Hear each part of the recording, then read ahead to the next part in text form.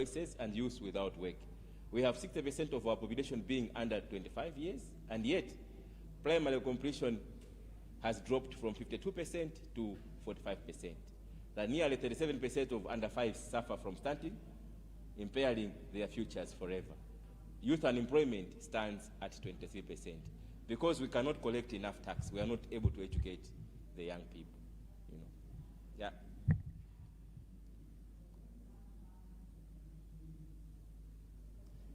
So, as MCA, through the report, we made a 5-point suggestion to government, and we submitted these suggestions. One, we are saying, can you tax the super rich? There are people who are rich in this country, and they are not paying taxes.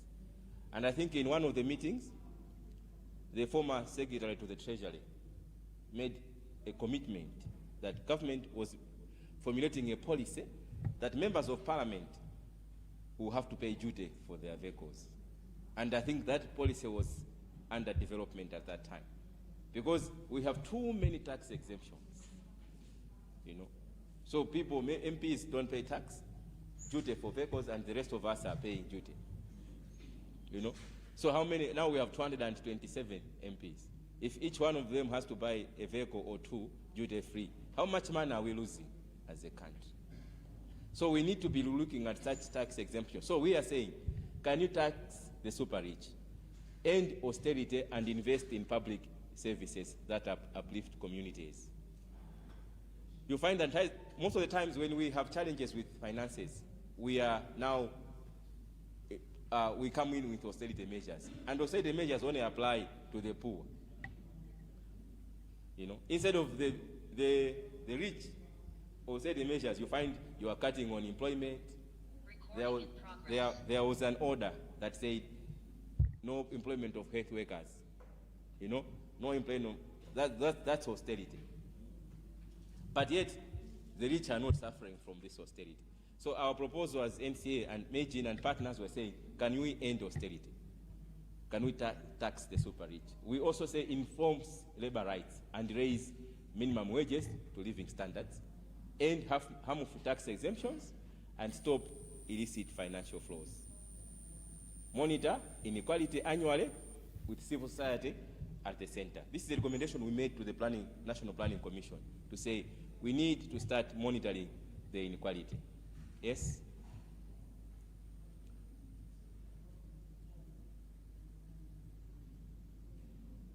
So we also asked the National Planning Commission to launch the National Inequality Reduction Plan, built on clear targets such as citizen monitoring and annual reporting. That plan should aim for a wage tax that funds inclusion, not exclusion, full coverage of essential services and social protection, introduce and implement a modest wealth tax on the richest 1%, which could raise over $79 million annually, which is 0.73% of our GDP. Eliminate harmful corporate tax exemptions and close and publish loopholes and avoid VAT hikes that punish the poor. And I think when we talk about VAT hikes, I think we saw what happened in Kenya. Kenya wanted to increase VAT, and there was chaos in the country. So VAT is a uniform tax. We pay equally. One who is earning more, the one who is less pays the same 16.5%. And this is very regressive. And we cannot be depending on that type of taxation to fund public service. Support labor rights, protect workers and not profits. Expand wage protections, pay minimum wages to inflation, and protect rights for informal workers. Resist austerity. I think these are seeing the same things. That's why I think during that meeting we had IMF and the World Bank. And one of the recommendations we made is that austerity does not work because it affects the poor. Yes?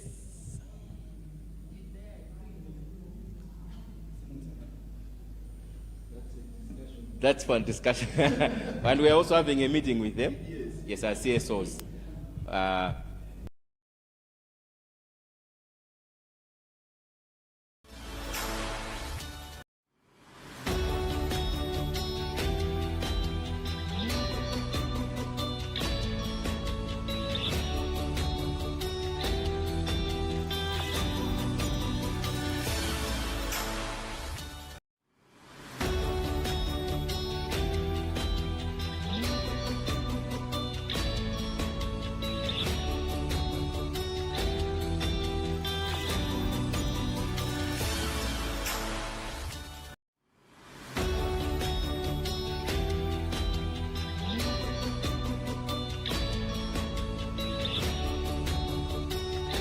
same thing.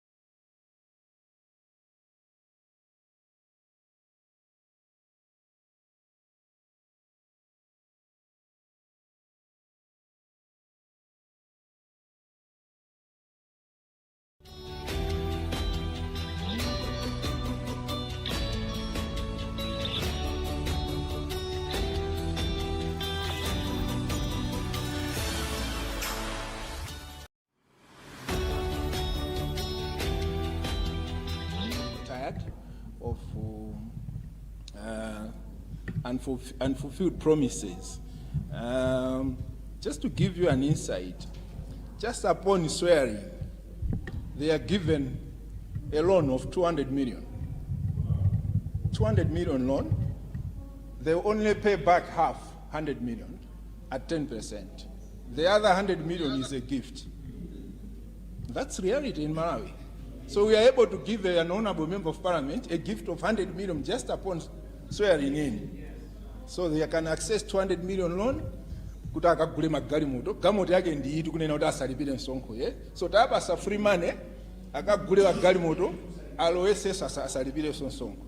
So we are giving them a loan of 200 million. Out of the 200 million, they only pay 100 million at 10% interest. So out of the 200 million we have given them, they will pay back 110 million. You saw on the day they were, banks were all over displaying their facilities. Yeah, kukangani anabwera mzatenge kuno ngongole zatengeni kuno zatengeni kuno. Amagali moto sana akayala kumene ujama fortune chan. Yeah, that's business. Because if you pass through parliament that day, you could see those things. So that's how luxurious, poor as we are, we can become as a country. We can afford such luxury at the expense of the poor. So I think it's high time we begin talking about real issues. So the faith, there's a lot of work, Dr. Chifungo and the team, there's a lot of work that we need to do engaging with these so-called honorable members so that they also begin to live the talk in terms of giving back to the people that they represent. How much are we also getting concerned on the issues that concerns the people that they claim to represent? So thank you so much, Mai, for such an insight. So we are moving on with our program. I don't know if Rachel is online. She's okay. Yeah, probably before Rachel comes in, you might have some quick reflections on what Mwai has presented, just probably one or two, then we can connect Rachel online. Yeah, yes.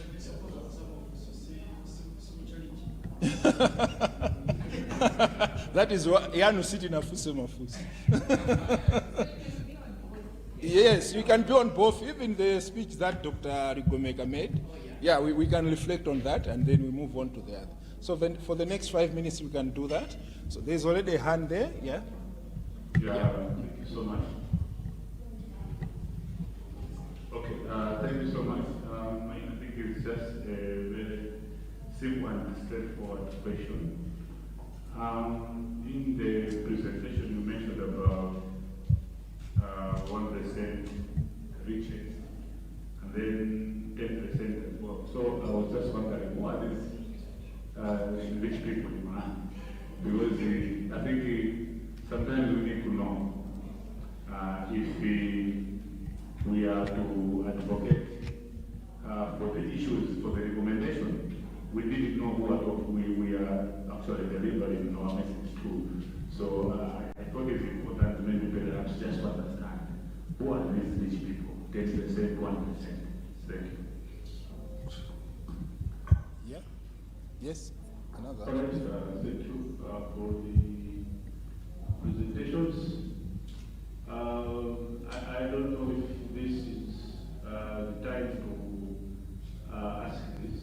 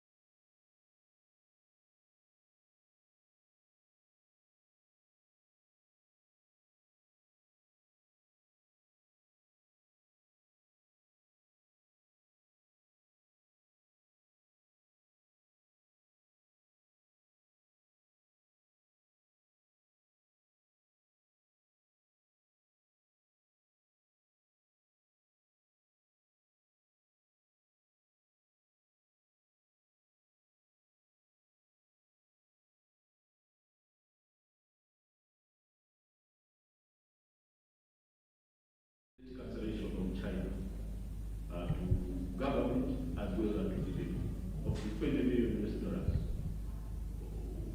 Will it have impact from your side, or you are also expecting more debt cancellation from others? I just want to understand that. Thank you. Thank you. We take Aisha, then yeah, we'll come this way. Yeah.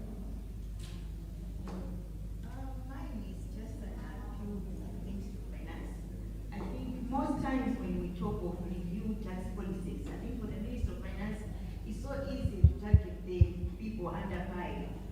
When we mean tax the super rich, we're not saying tax the people who are earning a little bit more, who are just working. You know, once a person gets 2,500,000 kwacha more, you are already taxing them more.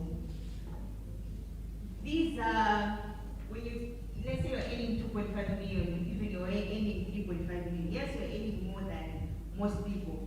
But this is also the population that we need for them to invest.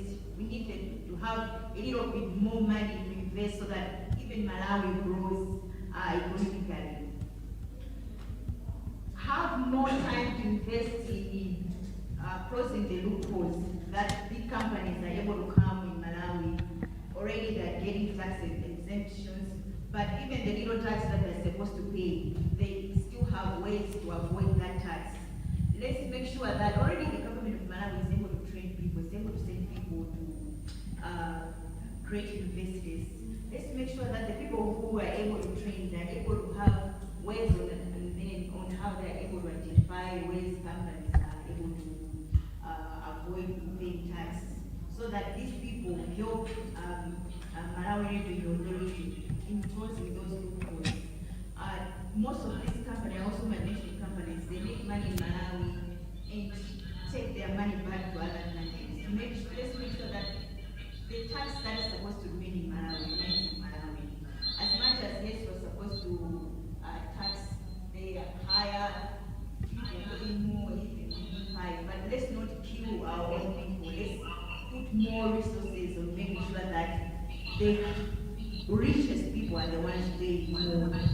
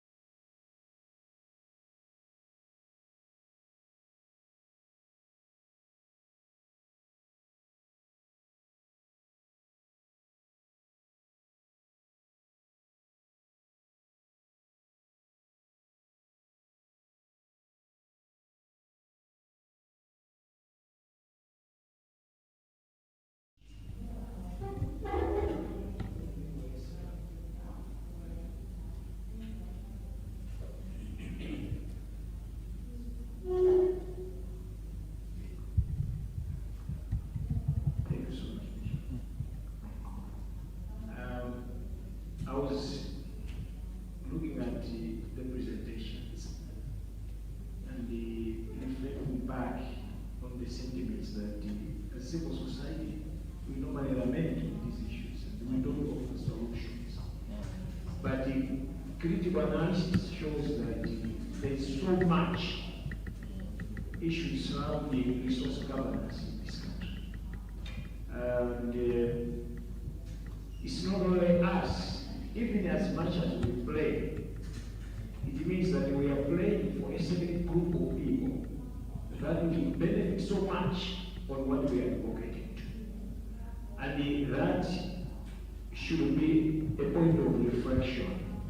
Who are we fighting for? If people are getting 200 million just through, they've just been elected by the poor masses and are privileged to get 200 million. And that is a tax that someone poor is striving to pay. And you will see that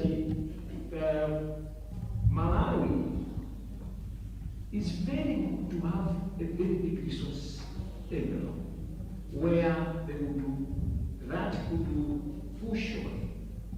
So many poor Malawians that are paying tax. People are paying tax. Some of them are still government officials. We've seen them invading tax in the border areas. But nothing's happening. Should we take the task as civil society and arrest them? We see them stealing. We see them diverting drugs or so many things that would get us so much money. Converting that track into something that cannot be paid enough tax for the government.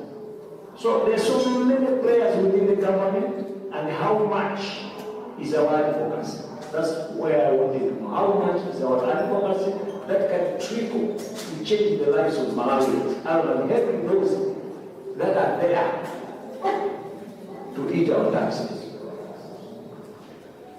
All right, thank you. I think we close it at this point for now. I want to give my some students just to reflect if there are questions coming or their opponents. Yeah. I think the only question was kids. You say, who are these? Who are these? Super rich. Who are these? The one you said super rich. And I think a comment, they say, I think we need to use the gender and anyway, and I think gender aspects. Yes. So I think, but for this one, we'll have a discussion. We can have a discussion. I think since we are here today and tomorrow, I think we'll delve deep into the report. So, maybe Rachel also can add more meat to what I said, yeah. But I think we are here tomorrow, so we'll have more discussion on that.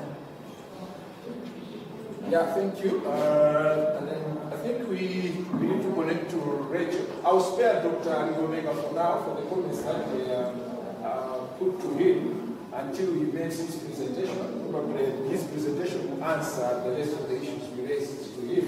If not, then at that time we can engage him with what it means to be outstanding. But for now, let's connect Rachel online. Rachel, are you there? Yes. Good morning. Good morning. Can you hear me okay? Yeah, sure. Yeah, sure. Are you ready? Thanks.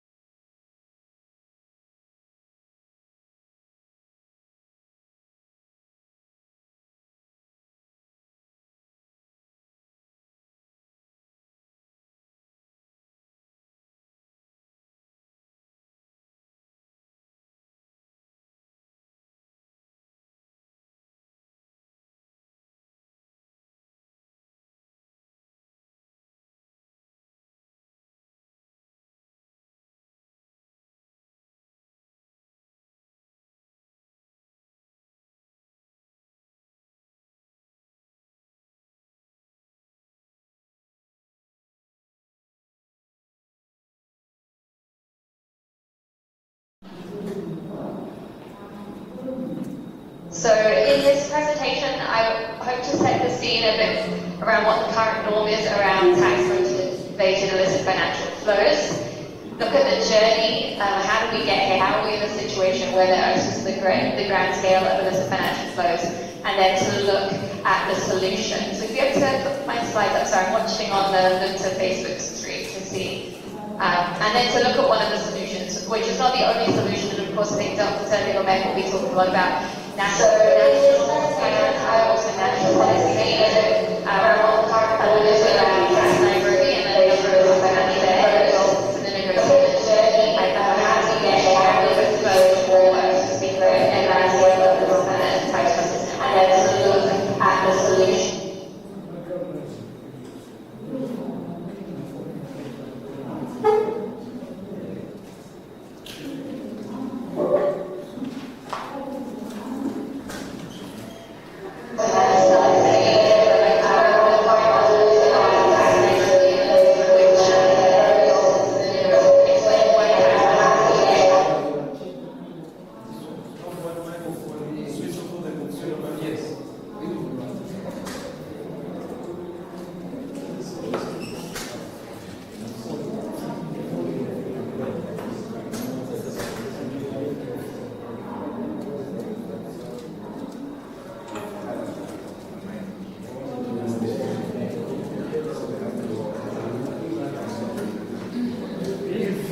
Some of us in here are connected online. Can we?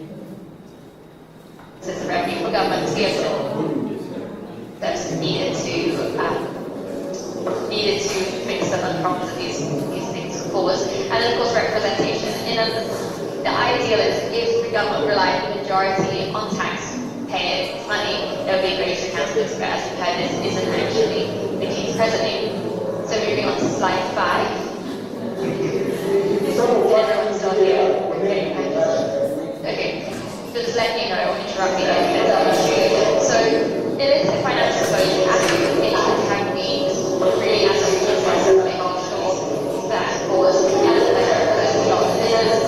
idea that taking examples like the majority around tax, where Panama, so we want illicit financial exposure is illicit financial exposure by corruption and crime. 65% of the activity of commercially driven. This means like a majority of the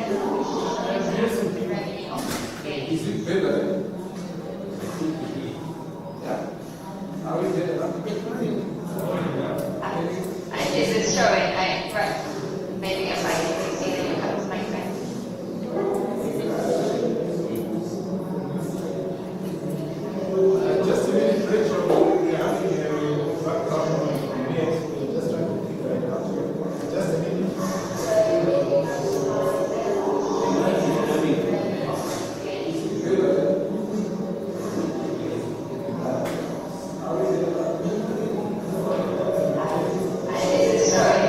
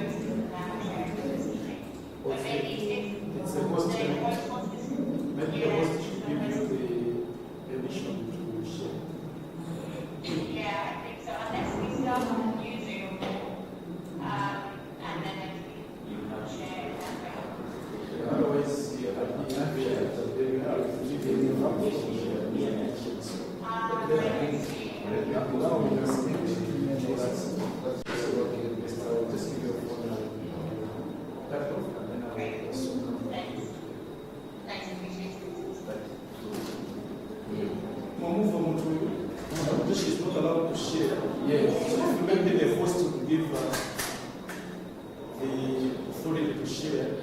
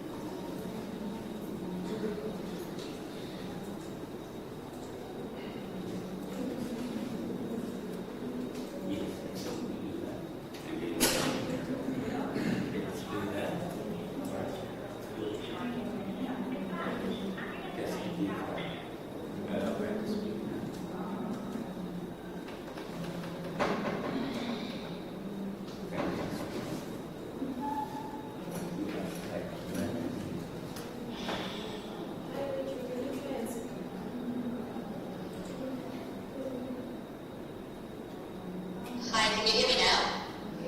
Yeah.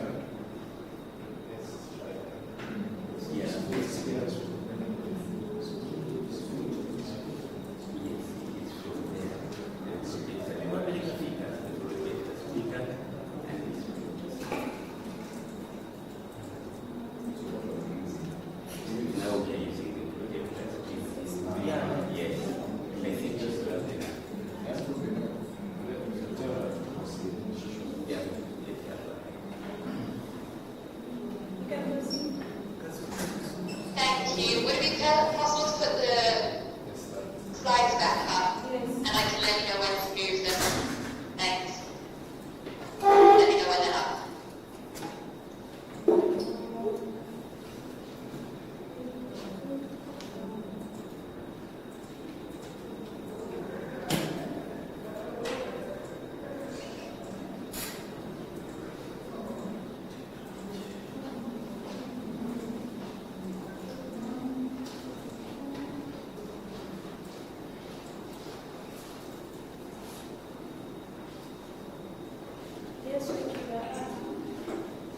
Fantastic. Could you start again from the beginning? Yes. Yes. Fantastic. So I'll just let you know when to change the slide.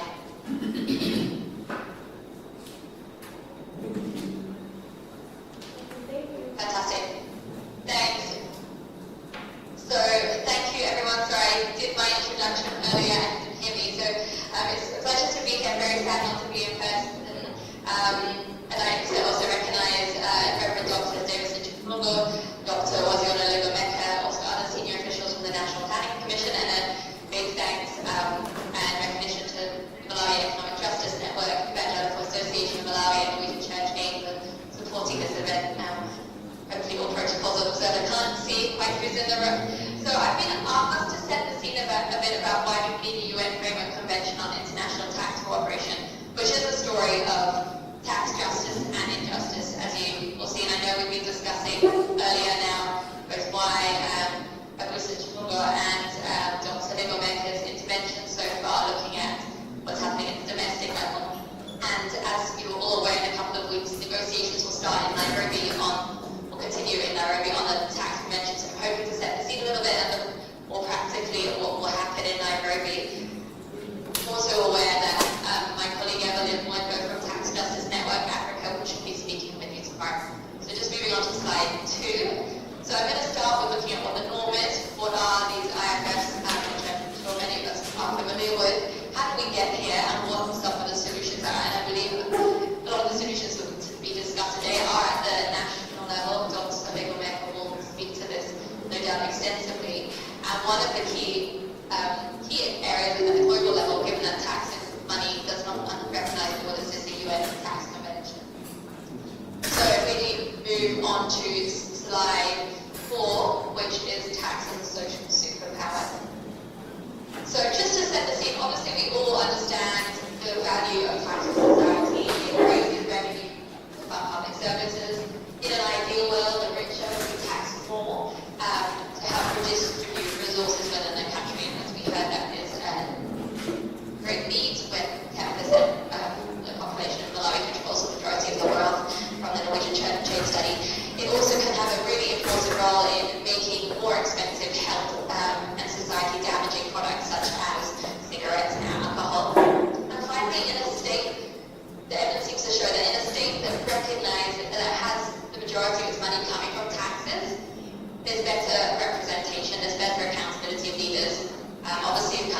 countries are relying more on debt, on aid, even on than taxes from the population. Tends to be a weaker relationship between like the members of parliament and the president and us, the citizens. So moving on to slide 5, what are these illicit financial flows? And I've pulled up former president of South Africa, Thabo Mbeki's picture. Hopefully you can see this. Just let me know if you're not able to. But 10 years ago, the African Union with the UN produced a really fundamental report that looked at illicit financial flows from Africa.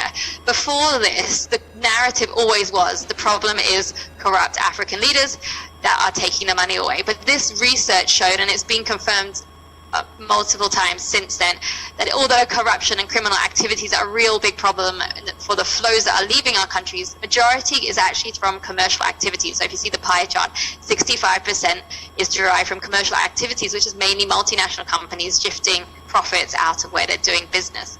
And that's, as I'll discuss, has been enabled by this global system that makes it possible for multinational companies to avoid paying taxes actually where they have their customers, like us, using Google or using our phone products, as well as mining companies and other multinational companies that are able to use tax havens.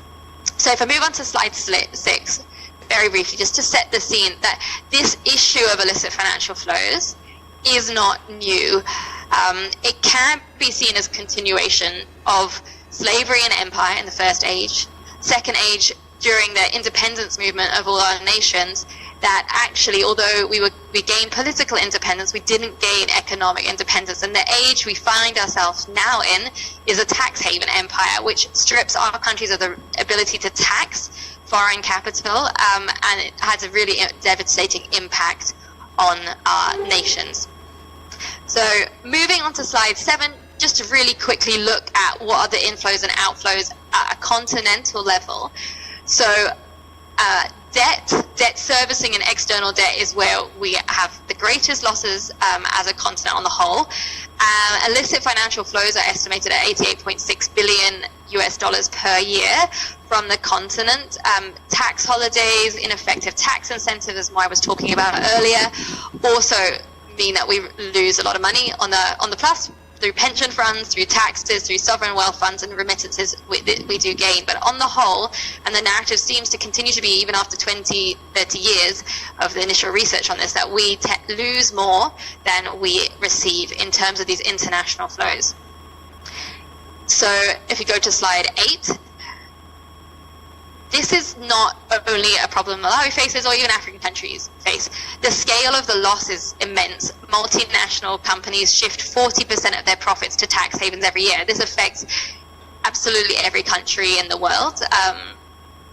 And it's the norm. If 40% of profits are being shifted, you could, and unfortunately, given the current tax systems we have, it is permissible in many cases, although once audits happen, money can be reclaimed. So moving on to page 9, what this looks like per year is almost 500 billion is lost to tax havens. Majority of that is from the tax practices of multinational companies, and then a smaller share is by wealthy individuals who reside in our countries moving their money offshore. Not only money though, buying artwork, yachts, private jets, storing those in tax havens or just registering them in free ports. And if we move to slide 10,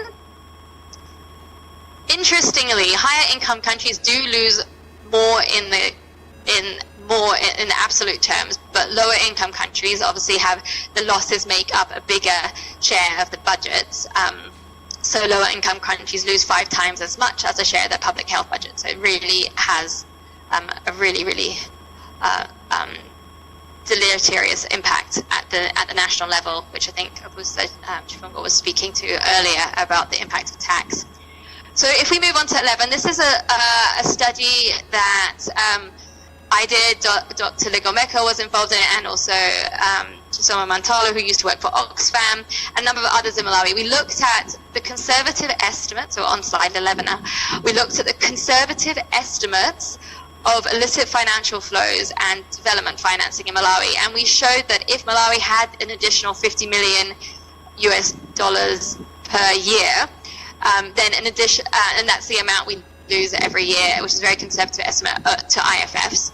An additional 12,000 people will be able to access basic water, 5,000 more children would attend school, 150 children would survive to their 5th birthday, and 10 mothers every year would survive childbirth. So these figures are enormous. And so I think we all know this intuitively. It's just also really important to have some evidence from this. So if we go to slide 12, illicit financial flows have not always been recognized as an issue because it's been convenient for the richest countries, also the former colonizers, to say it's an African problem, corruption is a problem. But finally, in 2015, in the Sustainable Development Goals, if we move to slide 12, sorry if I didn't say that, illicit financial flows are recognized as necessary for building strong institutions for delivering development that our countries need, aligned with our national Malawi vision 2063, but also with the SDGs that we've signed up to. And we've also seen, if we move to slide 13, that increasingly under UN human rights conventions, countries that are tax havens are being called out for their cross-border impacts of their tax policy. So this is just an example on slide 13 of the impact Irish tax policy has across the world, and the UN told them that they need to address this. So there is a movement to recognizing this. So if we go to the next slide, which is introduces the second section of this presentation, I want to just look at how this is possible. Like how is it that the illicit financial flows are able to flow? How do we get here as well? So if we move to slide 15, which says what drives illicit financial flows, I'm showing a picture here which I often show, and it's the corporate structure for Paladin, which, as you know, Paladin Energy used to control Kayelekera uranium mine. It's now shifted, but this was the structure of a small multinational company. As you can see, it covers multiple jurisdictions, and this is the norm. And because companies are taxed at the subsidiary level, not as a group, the company was able to declare a loss. Companies are able to declare a loss for many, many years, even if they make a profit at the parent company, and that goes and that's permissible under current international tax rules to a larger extent. So, what drives illicit financial flows? It's these tax havens that we have across the world. It's tax incentives, which we do have control over as countries. It's double tax agreements that we have between Malawi and other nations that reduce our right to be able to tax flows out of the country. Of course, weak regulatory structures and poor governance globally and domestically also play a role in what drives these illicit financial flows. If we move to slide 16, I hope you'll be able to see this, but we maybe typically think of, we may not typically think that the tax havens that are the most problematic are some of the richest countries. Some of these countries, if you see this graph from the Corporate Tax Haven Index, shows that the British Virgin Islands, the Cayman Islands, and Bermuda are the tax havens where the most financial flows go through, where it's the most secretive in the world, which means that because of flows going through these countries, the companies are able to reduce how much they have to pay in taxes where they're doing business. So here in Malawi, we have a company that is exploring, and it's registered in the British Virgin Islands, one of its subsidiaries. And we see as well Switzerland, Hong Kong, the Netherlands, Ireland, Luxembourg, all the United Kingdom and France, all in this top 20 of the biggest enablers of corporate tax abuse, which is why it is so hard to change the tax rules, because these countries are benefiting and enabling this. And the first three countries are still part of the UK's overseas territories and crown dependencies, where actually the King of the United Kingdom still plays a key role. So if we move on to slide 17, just wanted to show a couple of slides which show the impact of obviously things we can change at the domestic level, and we will hear, I'm sure, from Dr. Ligomek about what's happening there. But we have, as a country, I believe 5 double tax treaties, numerous signed pre-independence, which favor the countries we signed with over our own ability to tax. Then on slide 18, if we move on there, there's this narrative that we need to give tax incentives to encourage investment. Yes, that sweetens the deal, but study time and time again show that actually 70% of investments would have happened without tax incentives, and in some cases 90%, particularly in the mining sector. Minerals are not going to move. The deposits cannot be moved, so it's not possible for the company to really just pick up its exploration work and go elsewhere.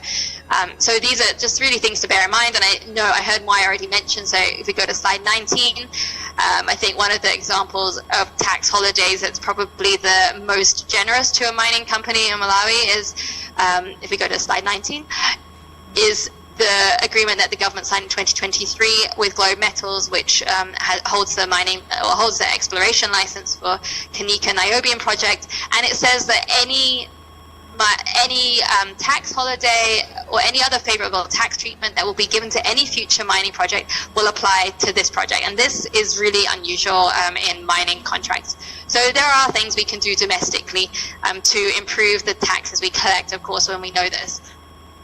So if we move to slide 20, sorry, this is I just again want to show that African countries have been taking action in this very difficult geopolitical world where the former colonizers tend to control the international tax rules.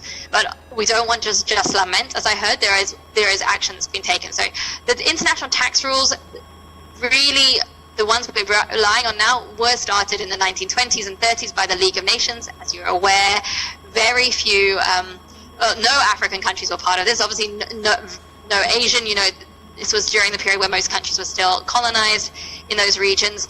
But part of the decolonization movement in Africa and Asia in 1955, 1961, 1974 as well, African and Asian nations, in particular Latin America as well, stood together and said, we need independence, but we also need economic independence. So in 1974, the UN resolution declared the establishment of a new international economic order. The UN worked on tax. We've heard about the UN Tax Committee that still exists today. It only determines soft law, which is really influential, but it hasn't set binding legislation because the imperial powers, the UK, the USA, sought to retain control when the UN seemed to be making strides to actually regulate multinational companies effectively, including to tax them effectively. So they rebranded as the OECD, the Organization for the most powerful bloc when it comes to tax. There is no African member. So if I move to slide 21, just to look, and I'm not going to go into this, we could talk a long time about what the OECD has done or what it's trying to do, but you can see from this map that there is no African member. There's almost no Latin American members or Asian members. The OECD has recognized we have a big problem as a globe with base erosion and profit shifting. So companies reducing their tax base in the country and shifting their profits out. So they've designed projects. They've designed something that was called the inclusive framework. They came up with 2-pillar solution. But the research shows that it won't deliver for lower income countries. It also looks like it's falling apart because the US has retreated from a lot of multilateralism, as we've seen in the last year. So this is not the solution, and we can discuss the technicalities of what they have proposed in a little bit more detail. So now I finally want to come to the third section about what the UN Framework Convention on International Tax Cooperation hopes to offer as one of the solutions in addressing profit shifting and illicit financial flows. So if we can move to slide 22 and then to 23, we can just skip over.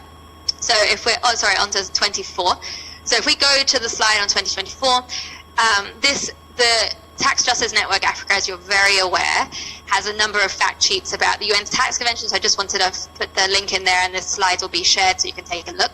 But the reason we need a UN tax convention, if it wasn't clear before, the OECD not delivering and Africa not really having a voice and really setting international tax rules and losing out because of this, the UN tax convention is needed to address the specific needs of countries. The OECD, where a lot of tax rules are set, does not address the needs of African countries. There's no African members. It seeks to end the OECD as a place for tax rulemaking. The UN is much more democratic. It is legitimate. Almost all countries in the world are members. There's an ability to enforce it. The OECD rules cannot be enforced. And it also, for the first time, allows a participation of us, civil society, faith-based organizations, the general public, citizens, African ministries of finance, So it's really, really important and a fantastic step. And I just want to take a little dive back into how this happened. I mentioned the Mbeki report earlier, that's 10 years old now. But and also just to pay respect to our late Vice President, if we move to slide 25. Malawi has been involved in this at the UN and as part of the African group. And in 2022, on behalf of the African group, the late Dr. Salus Chilima said, "The African group strongly believe on the urgent need to establish a universal UN intergovernmental tax body and negotiate a UN tax convention to comprehensively address tax havens, tax abuse by multinational corporations, and other illicit financial flows through a truly universal intergovernmental process at the UN with broad rights holders' participation."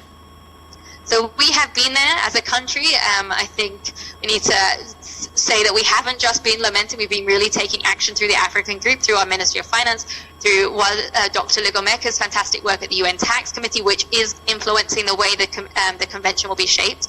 So, and as civil society, there's been a lot of action. And I think this is a really important moment. Maybe it's also like the climate space. It's an area, often you think of civil society and government as being adversaries, but this is really a case where it's not. It is in the interest of our governments, it's in the interest of civil society and citizens that we deliver an effective convention. So in 2022, if we go to the next slide, the African group at the UN put forward its resolution, which is seen as starting the process of having a UN tax convention. And so if we're on slide 26. And I'm just showing this because this is very much showing, I think I've heard Dr. Wazi say it before, the battle of David and Goliath. You have all the African nations, as well as other countries, voting for, but you see the entire, in red, the entire North America, USA and Canada, and the entirety of Europe, Australia and New Zealand as well, so the OECD, voting against the UN tax resolution. Thankfully at the UN, it is the majority that vote in this case.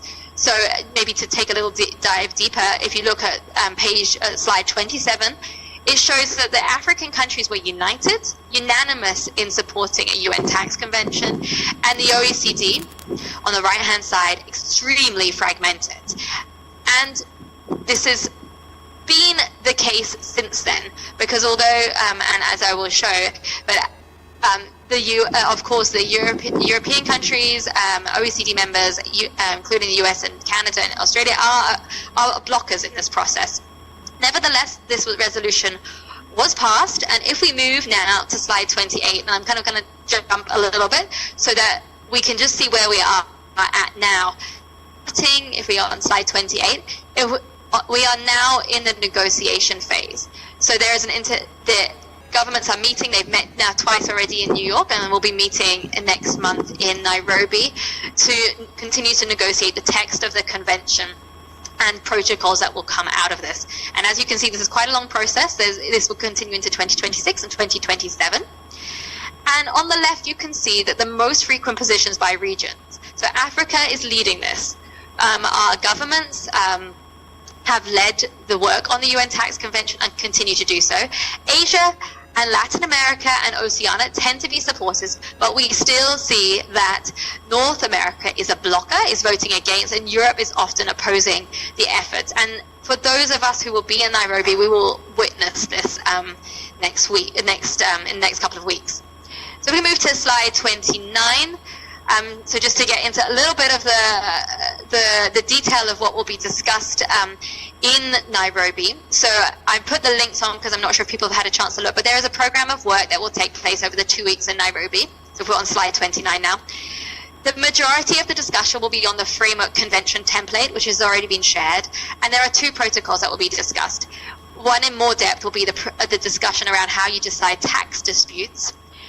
And the other one will be how you decide to tax cross-border services, which is very much what Dr. Ligomeka alluded to, like how do you tax Microsoft and Google, Amazon, Netflix, when they have no physical presence here, but have a huge customer base here. Those companies should be paying tax in Malawi, but at present, they're not. So finally, moving on to slide 30, to give you a little flavor, and I hope this will be, and I expect this will be discussed over the next couple of days and ahead of what's happening in Nairobi. Some of the key questions that the convention template is already trying to answer on slide 30, is how will taxing rights be fairly allocated between the countries that are the source? So Malawi as a source of minerals, Malawi as a source of customers, Malawi as a source of market consumers. How will we be able to tax on these cross-border flows? And how will these allocated fairly? At present, it isn't. How will the rich be taxed? There's a whole section on how you tax high net worth individuals simply because they're able to move their assets around the world, even they're able to move their residencies. How will countries cooperate and exchange information? How will harmful tax practices be stopped, such as harmful tax incentives, tax havens? How will IFFs be combated? And how will tax disputes be resolved? What will be the body to resolve these tax disputes? And as you can imagine, given the geopolitics and North America being a blocker and Europe tend to being an opposer, there will be every effort to bring together a very watered down convention that is not strongly binding on nations. And so our collective effort, both as government but also as civil society and faith-based groups, is to make sure that in Nairobi we get the most convention that we can get. And obviously this is a technical discussion, but it has huge implications that are not technical but very real for all of us. And just to say that written feedback needs to be in by the 5th of December. So moving to the final slide, just to say that some of you may be already aware, on slide 31, the Global Alliance for Tax Justice is the convening civil society organizer, convening over all the regional tax justice network, Africa, the regional groups from Latin America and Asia. And they will be having a webinar next week, which will be really useful to discuss in more detail what to expect at the negotiations in November. And for those of you who will be there in person, you're, I'm sure, already aware that there is an African CSO meeting on the Saturday and a couple of CSO meetings at the beginning and halfway through, just to get our positions together and to support our country negotiators, whoever is attending. So that brings me to the end of my presentation. I hope that was helpful in setting scene and also just giving some more details on what is going to happen next month in Nairobi. Thank you so much for your time and your attention.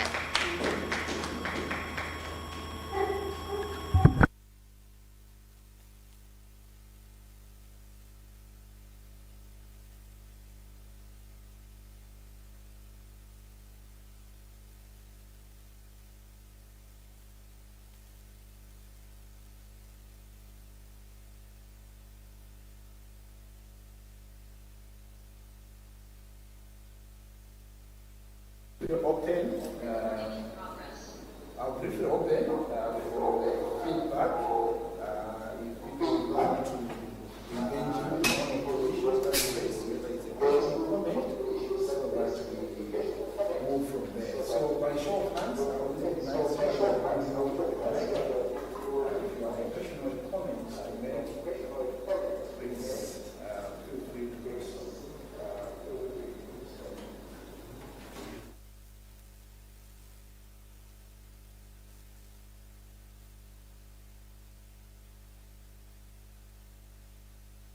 Countries like the US, which is opposing the UN Convention, and then the European countries. I mean, the US is opposing, and then the European countries. US is blocking, and then the European countries. So when we have this UN Convention, what does it mean? Are these countries going to adopt it? When they are not going to adopt it, how are we going to enforce it? When most of these multinational companies are residing in their countries. I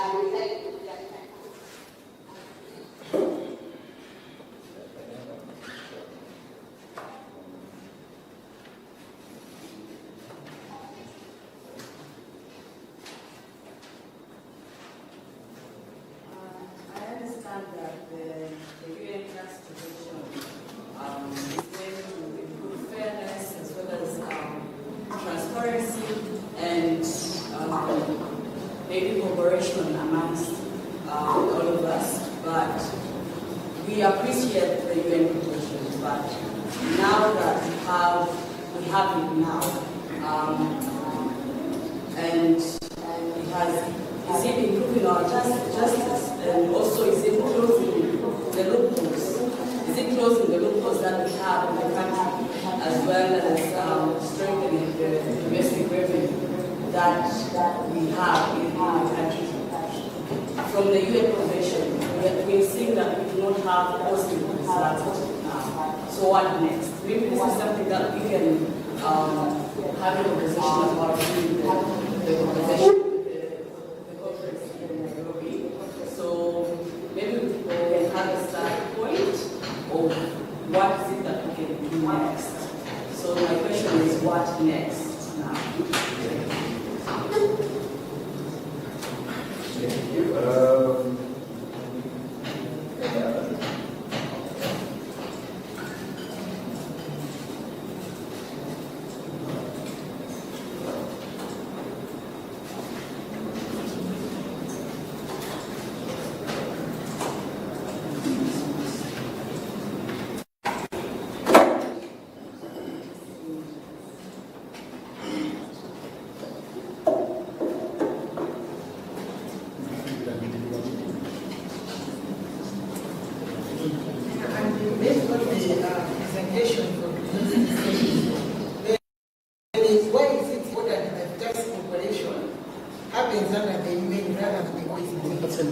Especially from the perspective of equity and representation of countries and Malawi. So that's my question. I say, how can tax regulation be designed specifically to address the structural inequalities and the African countries face in mobilizing domestic resources? Yeah, I think you can attend to your question. Thank you for all the questions.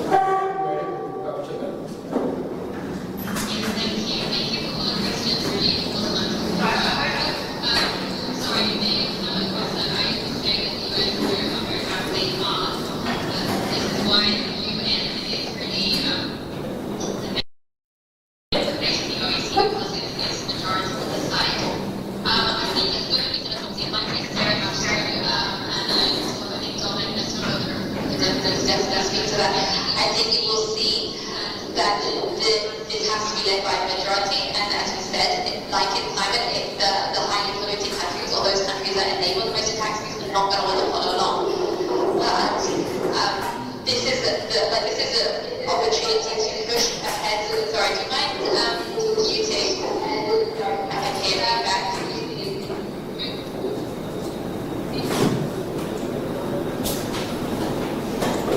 Yeah, you can proceed. So, thank you. Sorry, I could hear myself, so I can't talk. Echoing back. I think the mic is still on this side. Anyway, so why the UN or can deliver that the OECD can't? For example, I didn't go into like all the things that can be done, but one of the big things for especially cross-border financial cases that you need to be able to get information from banks in other countries. You need to be able to get information from tax authorities in other countries. There are, like, if you talk to law enforcement agencies in Malawi, it's really hard to get information from certain tax havens. We're not part of the automatic exchange of information agreement, partly because it is so expensive to join, and the way the OECD has designed it is not suitable for African countries. And I would hope that the UN could deliver something that would be fit for purpose for African and Asian countries to join in, and not designed for the higher income countries only in mind, which is what I think OECD has done. The OECD is what the UN also can do that the OECD hasn't effectively been able to do is to change the, and this is a longer term, I think, policy change is on its way, and it is the way we tax multinationals at the moment. They're taxed at the country level. They need to be taxed at the group level, because if you have, I don't know, company bananas making $1 billion profit a year, but making zero profit in Malawi, even though majority of the bananas come from Malawi, then Malawi collects no tax because the company in the country is declaring a loss, right? But multinationals made a profit. So I think the rules need to change, and the rules that are in place, like Dr. Legomeka can speak about this, the arm's length principle transfer pricing rules are really outdated. They've been around for over 100 years, and they do not favor the source countries like Malawi. So that is another area where the UN can really deliver. I mean, the OECD has made progress on automatic exchange of information through the Global Forum on Beneficial Ownership Transparency, on country-by-country reporting, but they're all not the structures necessary to really deliver equity. So the rules around country-by-country reporting, which help us to see where multinationals are paying their taxes, where they have employees, where they have assets, where they declare profits, those reports should be public, but the OECD only requires countries to submit anonymized data, and you can only access it if you've gone through the loopholes that the OECD has set up. You go through the processes, which you can understand when we're in a resource constraint setting, that may not be the priority for our government to join into some of those multilateral conventions. So hopefully the UN will deliver something that is much more effective, low cost, and will deliver for lower middle income countries much more. So what is next? So I think, so I've inevitably focused only on international tax and the international tax reform, but there are so many things we can do domestically, and the government is already doing to close the loopholes, stop giving like harmful tax incentives, make sure that there's more transparency in like contract negotiations. As an example, renegotiate double tax agreements. There's multiple things that can be and are being done, like just increasing the audit capacity of large taxpayers within the Malawi Revenue Authority. So, and the risk that there is obviously a risk, and we're seeing the US has withdrawn entirely from a lot of multilateralism. I think there is a risk, but I think with the majority that we do have a better chance than any other forum, the OECD or otherwise, in moving the international tax rules forward. Thank you. And my slides can be shared as well. My email address, if you want to follow up. Appreciate it's not ideal that I'm not there in person. All right, Rachel. Thank you so much. Do we still have hands in here? Okay, nowhere. We still have one or two more hands.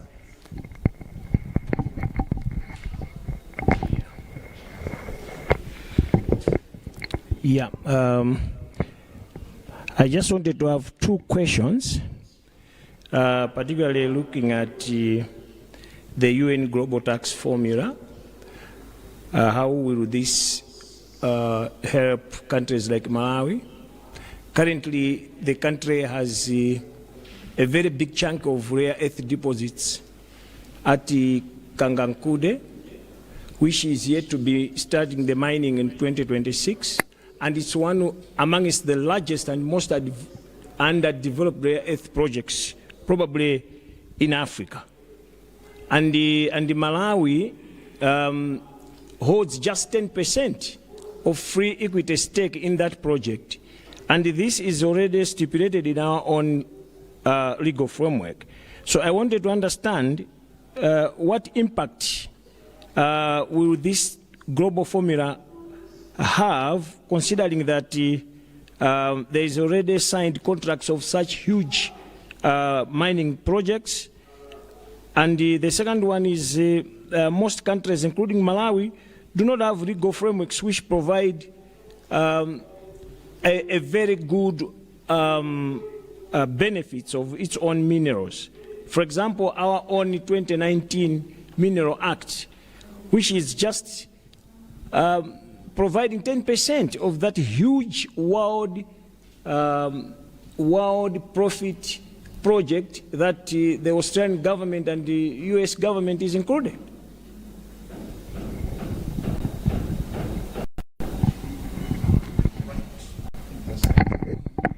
Yeah, Rachel, you can attend to that, and after that you can also say your parting words. Thank you.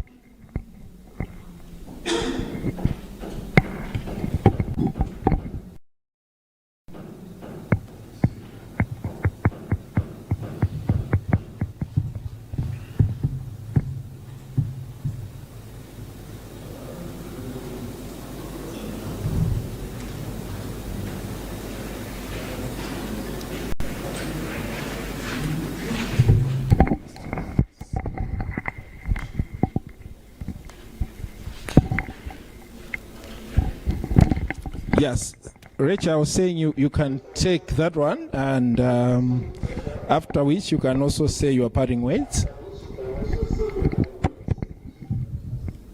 I'm sorry, I didn't hear the question. It was breaking up.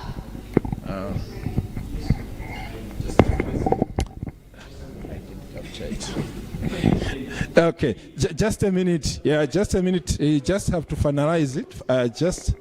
Can you just, yes, just summarize it. She didn't capture it. Hello? Hello? Are you hearing me? No, she's not. Yes, I was saying that in Malawi, we have large deposits of rare earth minerals, which is almost 261 million tons of rare earth oxide. And this will be mined by an Australian company from 2026. And Malawi has just a stake of 10% in that project. So I was asking that what impact are we going to get from the global tax formula?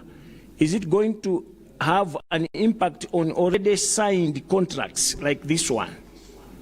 And in most countries in Africa have legal frameworks that have gaps, that are providing so much to investors than their own as a country to earn so much from their own minerals. Yes, those two.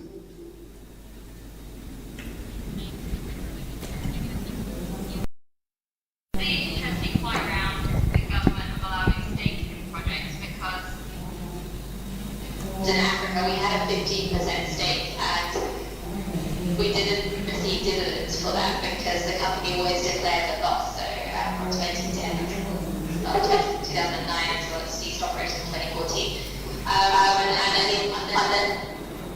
And then we carried a fee of ways to increase domestic resource mobilization. Unless you require there to be forced dividends being shared, that would have to be in legislation. And if you look at countries that have in Africa and then it's a trend to increase the state equity, it has to be a really large share to actually have an impact on domestic resource mobilization. And it may not be the most effective tool to do that. It's like a long discussion. There are other tools like royalties and different rules around the control, because I mean Malawi controls that mineral regardless of whether it has equity stake in the company, but 10% is, as I say, very little.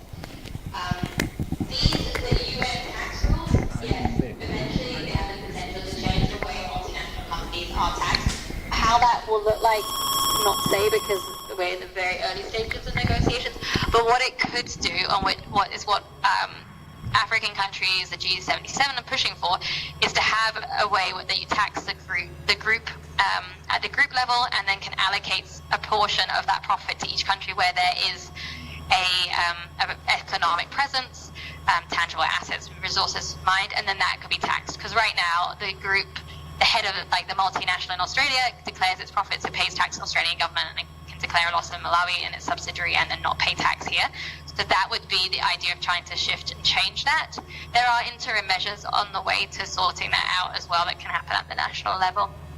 So a conversation that I think we should continue further, and the one thing that I would really encourage is that as civil society, even through the Malawi Extractive Industries Transparency Initiative, which the Ministry of Finance houses, there is intention to do public financial modeling of the agreement of the mine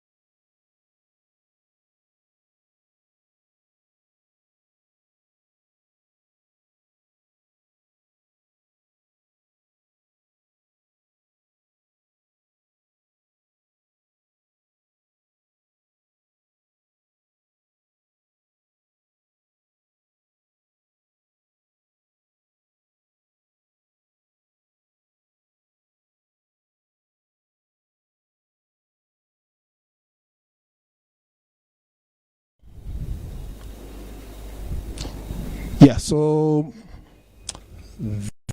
this marks the end of the morning session. We'll break for lunch. We have coupons at the desk there at the back. As we fire out, let's pick a coupon for lunch. Lunch is served in the restaurant down. Let's be back here by 1:15.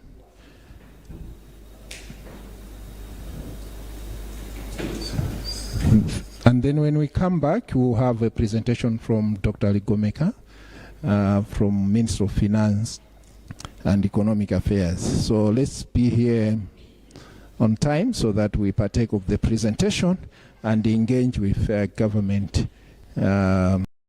effectively.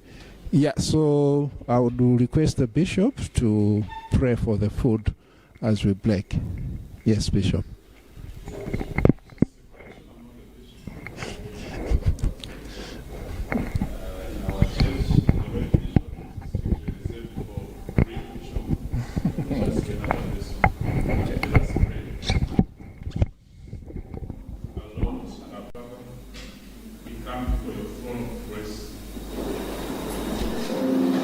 Ask for your blessings to share upon the food that we are partaking. Bless the food and bless our bodies so that it gives us the necessary nutrients that our bodies need to carry on with the way that lays ahead of us. To you be the glory and the honor now and forever. Jesus Christ, amen. Marks the end of the morning session, and we'll be back in the afternoon. I've been Sam Kalimba, and many thanks to Hope Kambeda as well as Gerard Kasonga.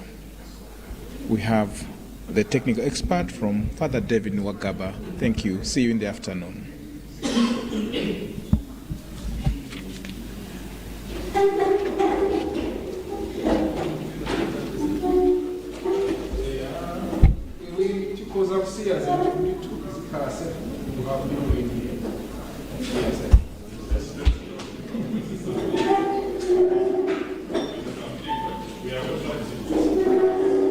Luntha Television stands as an autonomous faith-based broadcaster with a national and international reach.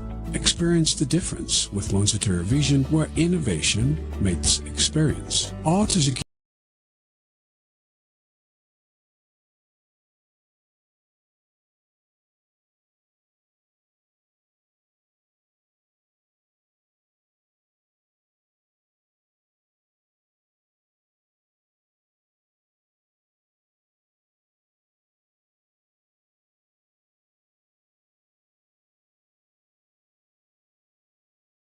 email and the telephone number below, or write Malawi Communication Regulatory Authority MACRA via the email below.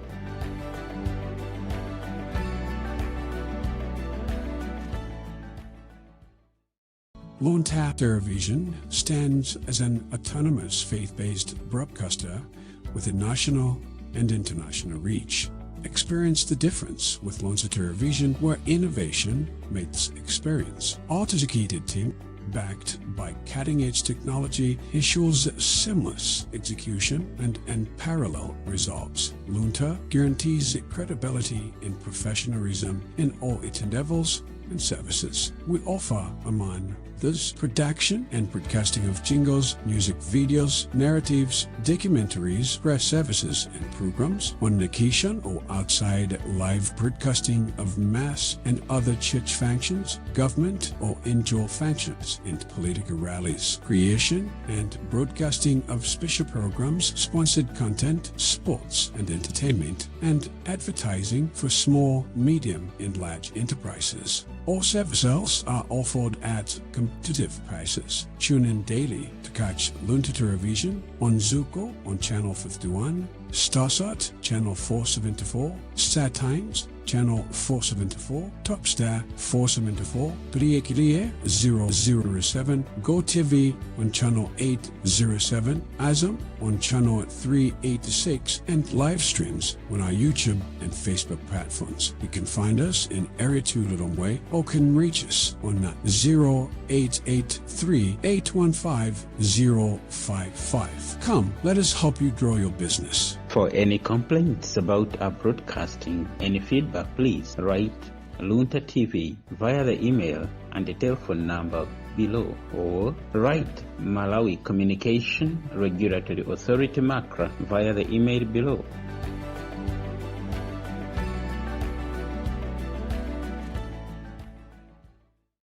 Luntha Television stands as an autonomous faith-based broadcaster with a national and international reach. Experience the difference with Luntha Television, where innovation meets experience. Our dedicated team, backed by cutting-edge technology, ensures seamless execution and unparalleled results. Luntha guarantees credibility and professionalism.